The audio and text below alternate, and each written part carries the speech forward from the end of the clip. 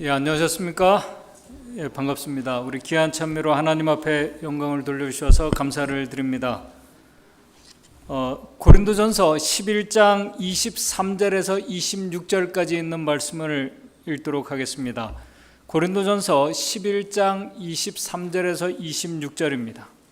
고린도전서 11장 23절에서 26절에 있는 말씀, 신약 277쪽에 있는 말씀입니다. 신약 277쪽에 있는 말씀 찾으셨으면은 홀수절은 제가 읽고 짝수절은 같이 읽도록 하겠습니다. 11장 23절 제가 먼저 읽겠습니다. 내가 너희에게 전한 것은 주께 받은 것이니 곧 주 예수께서 잡히시던 밤에 떡을 가지사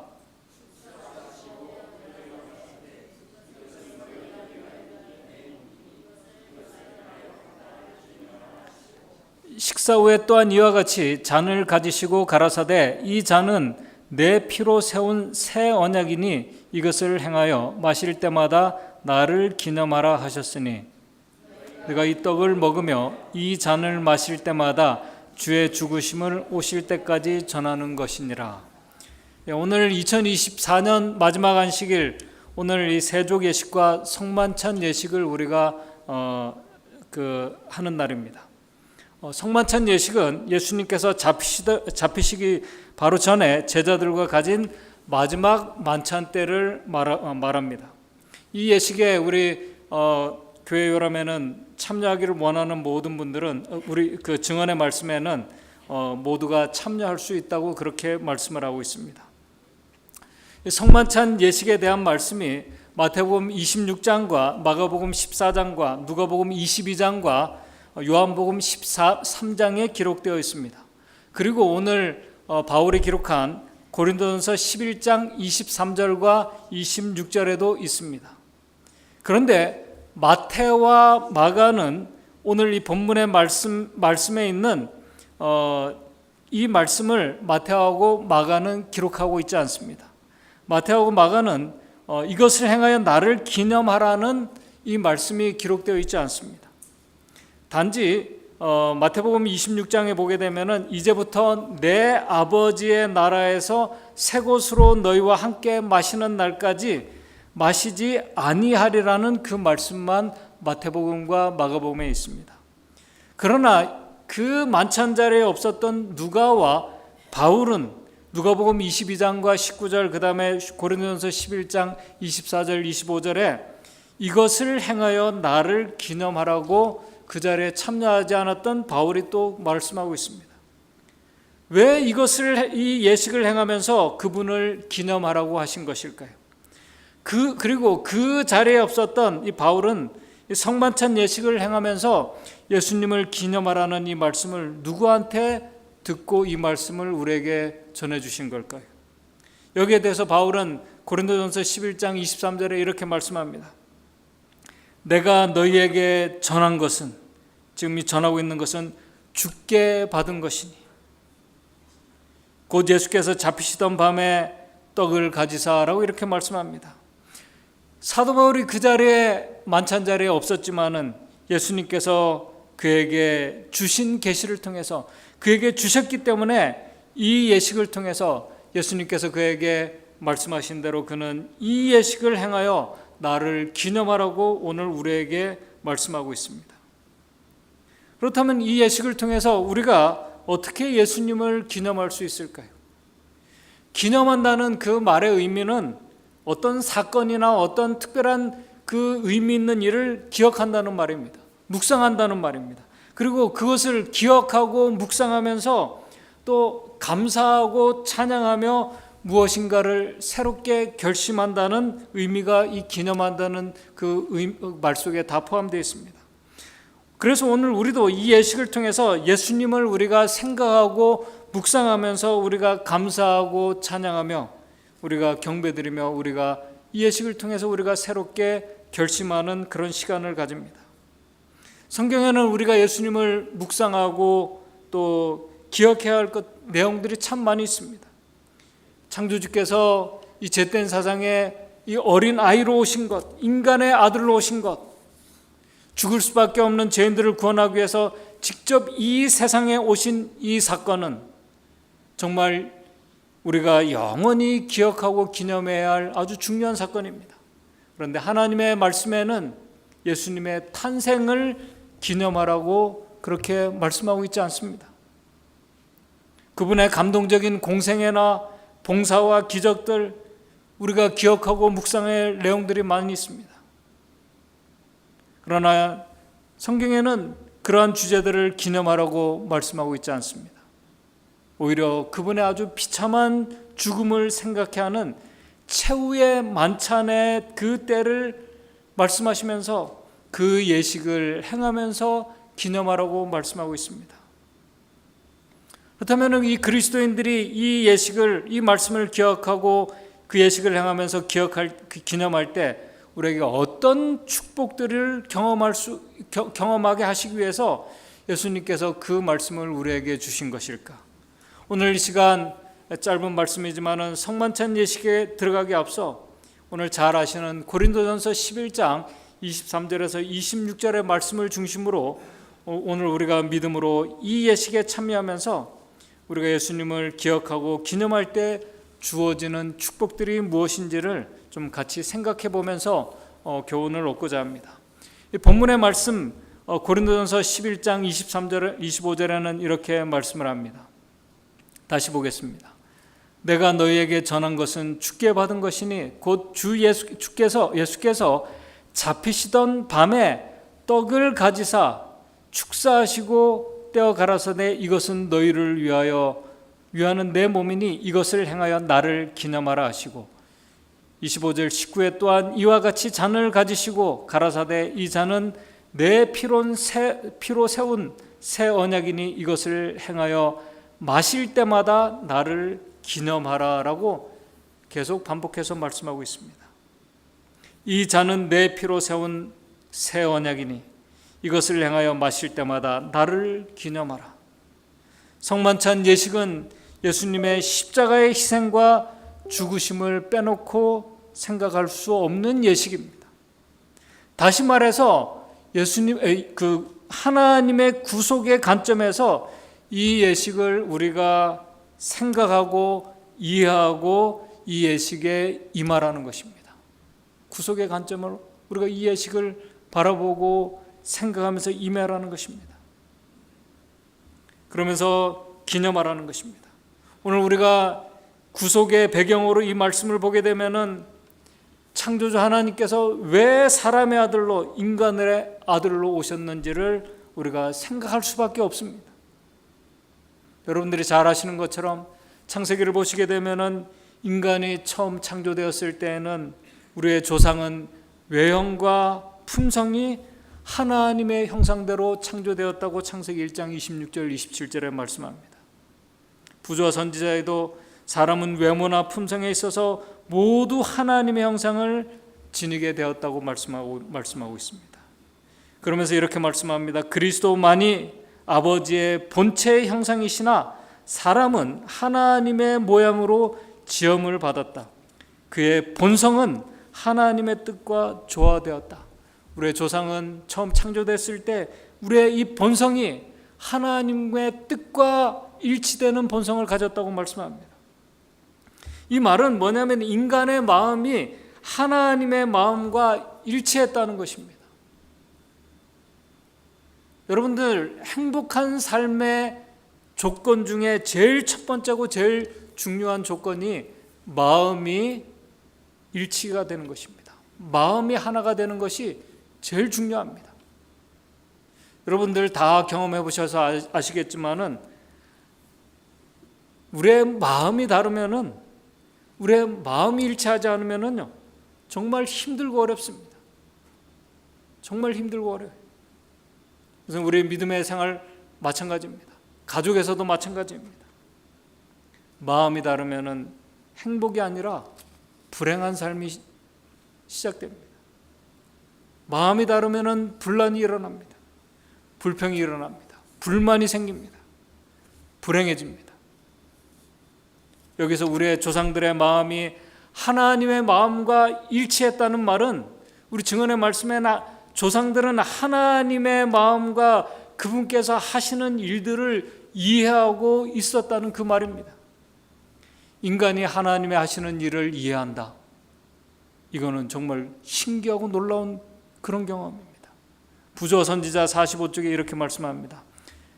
그의 본성은 하나님의 뜻과 조화되었다. 우리 조상들의 그의 마음은 하나님의 일을 이해할 수 있었다. 그의 애정은 순결하였고 그의 식욕과 감정은 이성의 지배 아래 있었다. 그는 하나님의 형상을 지니고 그분의 뜻에 완전히 순종하는 가운데 거룩하고 행복하였다. 마음이 하나님의 마음과 일치했기 때문에 인간은 하나님과 천사들과 자유롭게 교제하면서 그리고 자유롭게 교통하면서 생명나무의 실과를 먹으면서 행복한 삶을 살고 있었습니다. 그런데 여러분들이 잘 아시는 것처럼 우리 조상들이 하나님의 뜻과 그분의 마음과 다른 길을 선택하고 그 길을 가게 되었습니다. 그분의 뜻을 거역했습니다. 하나님의 마음에서부터 하나님과 멀어지게 되었습니다. 그것을 우리는 타락이라고 얘기합니다. 성경과 증언의 말씀은 죄를 범한 것이라고 말합니다. 우리의 조상들이 하나님의 뜻을 거역하고 죄를 범한 후에는 모든 것이 변했습니다. 환경만 변한 것이 아니었습니다. 인간의 마음까지 변했습니다. 인간의 마음까지 변하고 부패하게 되었다고 성경은 말씀합니다. 본성이 변했습니다. 하나님의 마음과 전혀 다른 마음을 가지게 되었습니다. 타락한 인간의 마음이 왜곡되어 버렸습니다. 동산에서 영생하는 생명 과일을 먹을 수 없게 되었습니다. 영생을 잃어버리게 되었습니다. 하나님과 자유롭게 교제했던 그 행복한 특권을 잃어버리게 되었습니다. 항상 평안했던 인간의 마음에 두려움이라는 것이 자리 잡게 되었습니다. 두려움과 불안이 사랑의 자리를 대신했습니다. 그렇게 홀로 남겨진 인간은 하나님과 일치하는 마음으로 가는 길을 잃어버렸습니다. 하나님께로 가는 행복의 그 길을 잃어버렸습니다. 이것을 증언의 말씀에는 사단의 마소에 걸려 인류는 영원한 멸망에 처할 수밖에 없는 운명에 처했다고 그렇게 말씀합니다. 그런데 참 놀라운 것은, 감사한 것은 하나님의 말씀을 통해서 우리가 발견되는 것은, 놀라운 사실은 이 모든 과정을 하나님께서 다 아시고 바로 그 타락한 인류를 죄에서 대속하고 그들의 죄값을 대신하면서 그들의 모든 인류를 구원하기 위한 구속의 계획을 준비해 놓으셨다는 것입니다. 그 계획이 바로 창조주 하나님께서 직접 이 타락한 세상의 인간의 몸으로 오셔서 그들의 모든 죄를 대속해주고 그들을 구원해 주시는 계획이었습니다.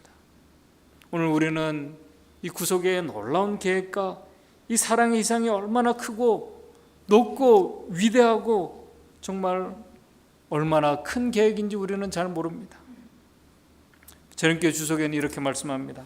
하나님은 이해하기 힘든 자비로 그분의 아들의 위격을 통해서 자신을 인간에게 계시하시고 인간 안에 자기 형상이 회복되도록 하셨다라고 이렇게 말씀합니다. 그리스도 안에서 인간 안에 자기 형상이 회복되도록 계획하셨다고 말씀합니다. 하나님의 본성과 마음이 일치하는 길을 준비하셨다는 말입니다.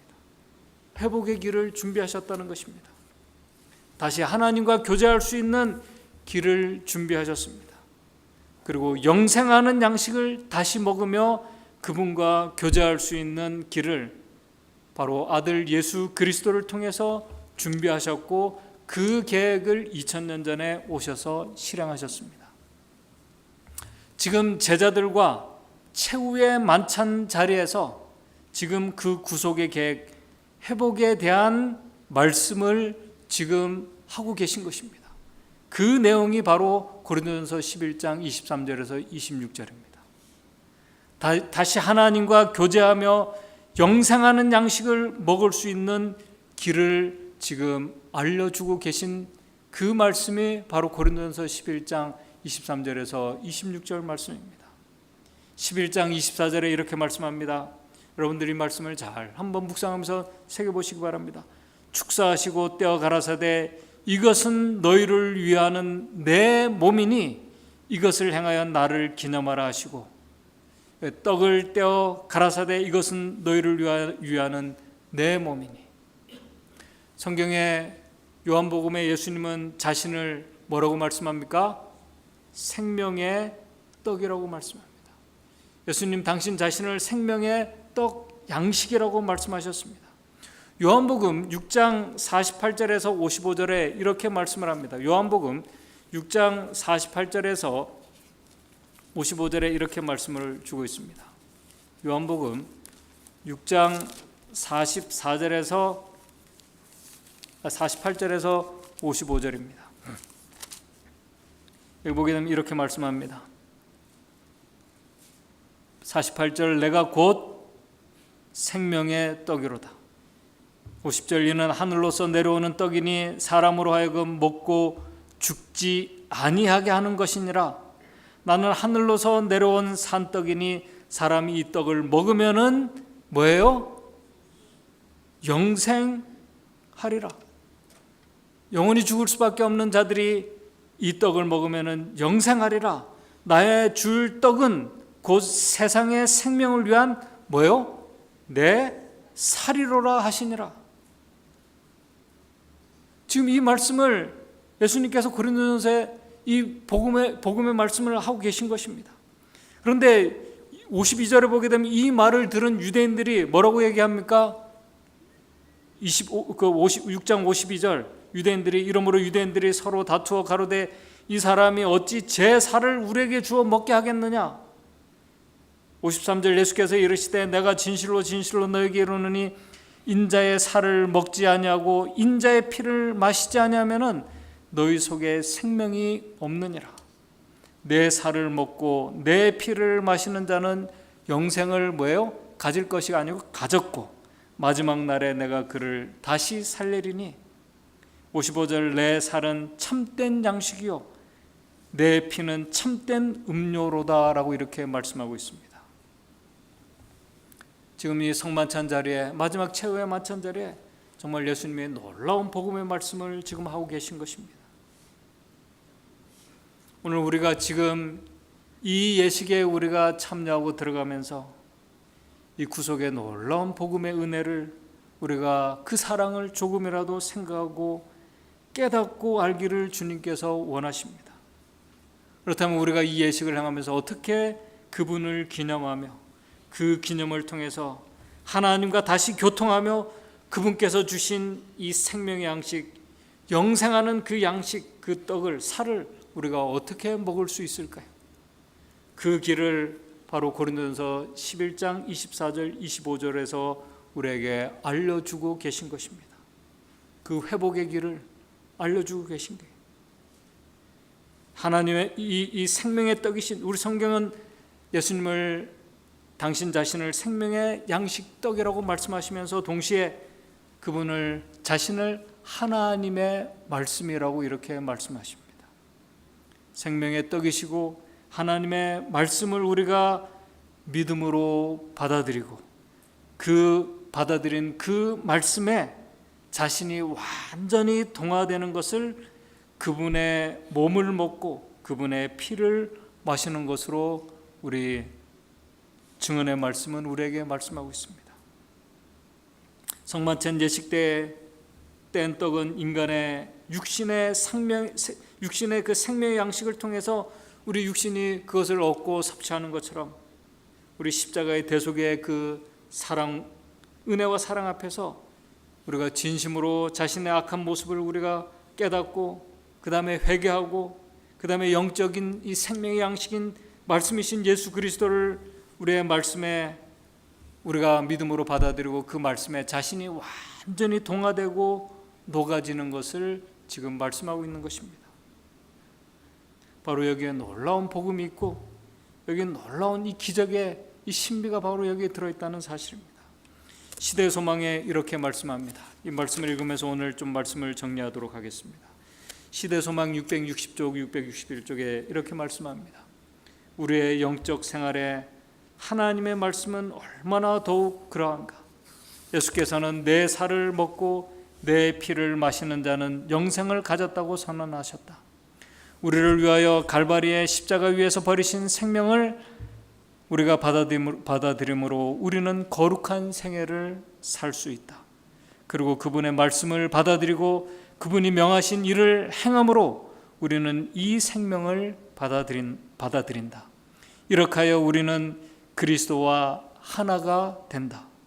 예수께서는 내 살을 먹고 내 피를 마시는 자는 내 안에 거하고 나도 그 안에 거하나니 살아계신 아버지께서 나를 보내심에 내가 아버지로 인하여 사는 것 같이 나를 먹는 그 사람도 나를 인하여 살리라고 말씀하셨다. 이 성경 말씀은 특별한 의미에 있어서 성만찬 예식에 적용된다라고 시대 소망에 말씀하고 있습니다. 믿음으로 우리 주님의 큰 희생을 우리가 깊이 생각할 때 그 영혼은 그리스도의 영적 생애와 같아지게 된다. 우리가 믿음으로요, 예수님의 그 큰 희생을 깊이 생각할 때 우리의 영혼이 그리스도의 영적 생애와 같아지게 되는 것이라고 말씀하고 있습니다. 이것이 아주 신비한 복음의 역사를 말씀하고 있는 것입니다. 그 사람은 모든 성만찬 예식 때마다 영적 능력을 받을 것이다. 이 예식은 신자로 그리스도와 밀접한 관계를 맺게 하는 산 연결을 이루고 그리하여 하나님과도 밀접한 관계를 맺게 한다. 관계가 끊어진 것을 회복시켜 놓는 것입니다. 놀라운 복음입니다. 그리스도의 찢어진 육체와 흘리신 피를 상징하는 떡과 포도즙을 받을 때 우리는 상상 가운데서 다락방에서 거행된 성만찬 예식에 우리가 믿음으로 참여하는 것이다. 우리는 세상 죄를 지신 분의 고민으로 성별된 동산을 지나가는 것과 같다. 우리는 하나님과 우리를 화목하게 한 그 투쟁을 목격한다. 그리스도는 우리 가운데에서 십자가에 못 박히신다. 우리가 믿음으로 이 예식에 참여하며 그 말씀에 우리가 완전히 동화되어 빠져들어갈 때 그 말씀은 우리 안에서 살아 역사한다고 성경은 우리에게 말씀합니다. 오늘 이 놀라운 축복의 경험을 우리가 매년 반복하는 이 예식을 통해서 우리가 이 예식에 우리가 정말 구속의 관점으로 이 예식을 우리가 이해하고 이 예식에 우리가 믿음으로 들어갈 때 우리가 떡과 포도죽을 나누는 저와 여러분들, 말씀을 먹는 자들에게 역사하시는 하나님의 놀라운 축복과 그 변화를 오늘 우리 모두가 이 예식을 통해서 경험했으면 좋겠습니다. 말씀을 통해서 우리가 경험했으면 좋겠습니다. 말씀을 우리가 먹고 말씀에 동화될 때, 그 말씀에 순종할 때 그 말씀이 우리 속에서 살아 역사하고 우리를 영생하도록 하는 그 놀라운 축복을 우리 모두가 같이 경험하며 이 예식에 우리가 믿음으로 들어가게 되기를 바라면서 말씀을 마치도록 하겠습니다. 하늘에 계신 하나님 아버지, 오늘 우리 믿음의 가족들, 주님께서 우리의 죄를 대속해 주시고 또 우리를 다시금 하나님과 교제하며 영원한 생명으로 인도해 주시는 이 놀라운 이 복음 속으로 저희들 들어가기를 원합니다. 믿음으로 오늘 우리가 이 성만찬 예식에 우리가 들어갈 때 우리가 믿음으로 떡과 포도즙을 우리가 나누고 먹을 때 이 예식을 통해서 우리 주님의 그 놀라운 사랑을 우리가 기억하고 또 그 말씀을 우리 마음속에 깊이 우리가 새기고 그 말씀에 동화될 때 우리에게 나타나는 하나님께 준비하신 놀라운 축복들, 우리 믿음의 가족들 이 예식을 통해서 같이 경험할 수 있도록 주님 인도해 주시옵소서. 예수님의 이름으로 기도드리옵나이다.